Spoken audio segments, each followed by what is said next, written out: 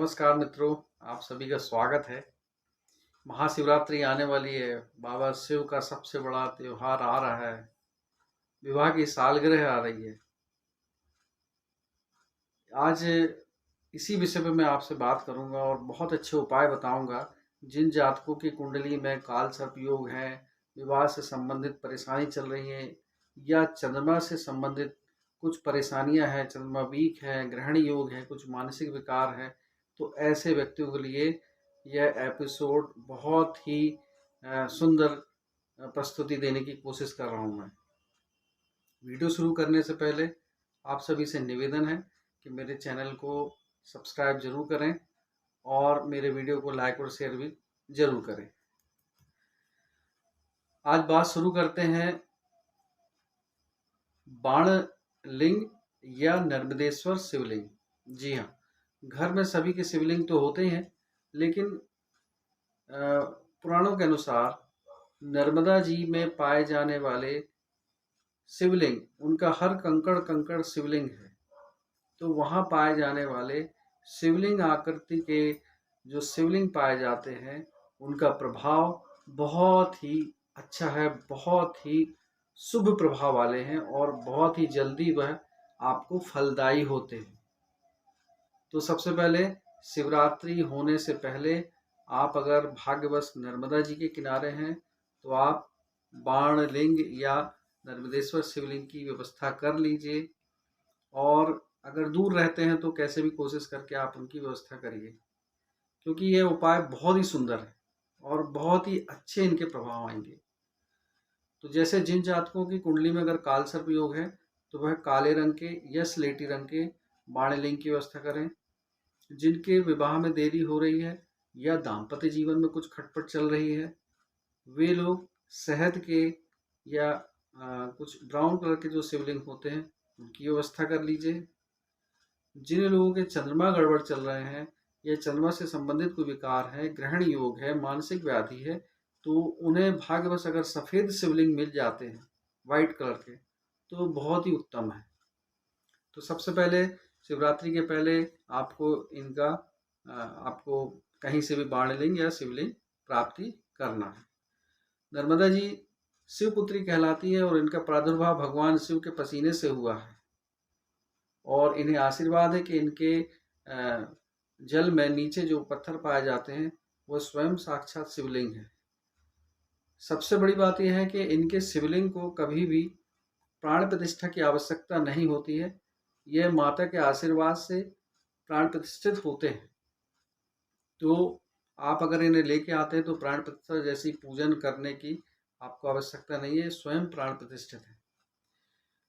तो शिवरात्रि के पहले ही आप शिवलिंग की व्यवस्था कर लीजिए। जैसे जिन जिन जातकों को मैंने बताया उस अनुसार अगर मिल जाते हैं तो बहुत ही उत्तम है, नहीं भी मिलते हैं तो फिर किसी भी जैसे अगर जो मैं कलर बता रहा हूँ उस हिसाब से ना मिल पाए तो आप नर्मदेश्वर शिवलिंग किसी भी आकृति और रंग के ला सकते हैं, लेकिन सबसे श्रेष्ठ वही है जो मैंने आपको पूर्व में बताया।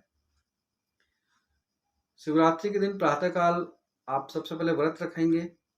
पूरे दिन भर का व्रत है। रात्रि जागरण अगर कर सकते तो बहुत उत्तम है। जो जातक अपने लिए ये प्रयोग कर रहे हैं तो मंत्र याद रखिए, नमः शिवाय। जो लोग अपने परिवार के लिए, अपने बच्चों के लिए ये प्रयोग कर रहे हैं, पूजन कर रहे हैं, तो वह ओम नमः शिवाय मंत्र का जाप करेंगे। जो लोग बीमार हैं या किसी प्रकार की व्याधि है तो फिर महामृत्युंजय मंत्र का जाप करेंगे।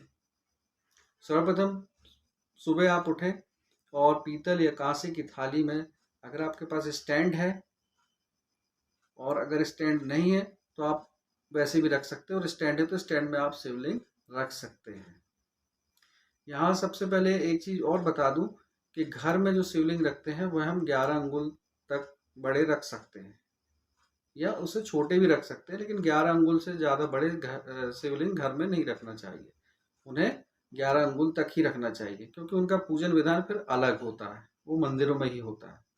तो 11 अंगुल तक के आप शिवलिंग घर में रख लीजिए। सर्वप्रथम आप सुबह उठकर उन्हें जल में और दूध और जल मिश्रित सामग्री में उनको रख करके पूरा भर दीजिए, उनको उस पर शिवलिंग को रख दीजिए। मंत्र जाप करते रहेंगे, नमः शिवाय, या ओम नमः शिवाय, जैसे मैंने पूर्व बताया जिन जिन निमित्त के लिए हम प्रयोग कर रहे हैं।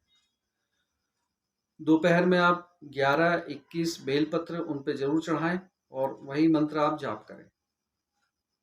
सायंकाल के बाद शिव जी का पूजन करेंगे। जिन जातकों की कुंडली में कालसर्प योग है वह लोग जल और दूध मिश्रित पानी में उस पर आप काले तिल डाल करके भगवान शिव का अभिषेक करेंगे। ओम नमः शिवाय या नमः शिवाय का जाप करेंगे। जो जातक विवाह में अगर देरी चल रही है या दाम्पत्य जीवन में कुछ खटपट चल रही है तो वे जातक शहद से भगवान शिव का अभिषेक करेंगे। मंत्र वही जो मैंने पूर्व में बताया है। जिन जातकों के चंद्रमा खराब हैं, मानसिक विकार हैं कुछ, वह लोग दूध दही से भगवान शिव का अभिषेक करेंगे और मंत्र का जाप करेंगे। जिन जातकों को शरीर में कोई व्याधि है, किसी प्रकार की बीमारी है, लंबी रोग चले आ रहे हैं, वह लोग भगवान शिव का अभिषेक जो करेंगे, स्वच्छ जल नर्मदा जल उस पर दूध दही मिला करके भगवान का अभिषेक करेंगे और गुलाब की पंखुड़ियाँ डालते जाएंगे शिवलिंग के ऊपर और मंत्र जाप करेंगे। महामृत्युंजय मंत्र का जाप करते हुए पूजन करना। बाकी आप भगवान को नैवेद्य चढ़ाते हैं, धूप दीप दिखाते हैं, वो हम जैसी पूजा अपने घर में करते वैसे ही। शिव साधारण पूजा उनको बहुत प्रिय है। ज़्यादा तंत्रोक्त विधि से किए हुए पूजन, जैसे भगवान के सामने हम तो छोटे अबोध बालक है ना, तो सिंपल पूजा करिए, साधारण पूजा करिए, भगवान प्रसन्न हो जाते हैं। बिलपत्र से जरूर पूजन करिए। भगवान को भांग चढ़ती है, भांग चढ़ाइए और मीठा अर्पित करिए, फल फूल अर्पित करिए, बेर जो भी उनको सामग्री लगती है वह उनको अर्पित करिए। और अगर हो सके तो शिवरात्रि के दिन आप रात्रि जागरण कर सकते हैं, तो फिर बहुत ही अच्छा है, सोने पे सुहागा है, क्योंकि शिव पूजन रात्रि जागरण पे संपूर्ण होता है। तो इस दिन अगर आप सामर्थ्य है या आप किसी ऐसे रोग से ग्रसित नहीं है तो फिर आप रात्रि जागरण जरूर करिए। भगवान शिव का पूजन अर्चन आरती वंदना सब करिए। आपके भगवान शिव सारे दुख हर लेंगे, सारी समस्याओं का अंत कर देंगे। विश्वास रखिए।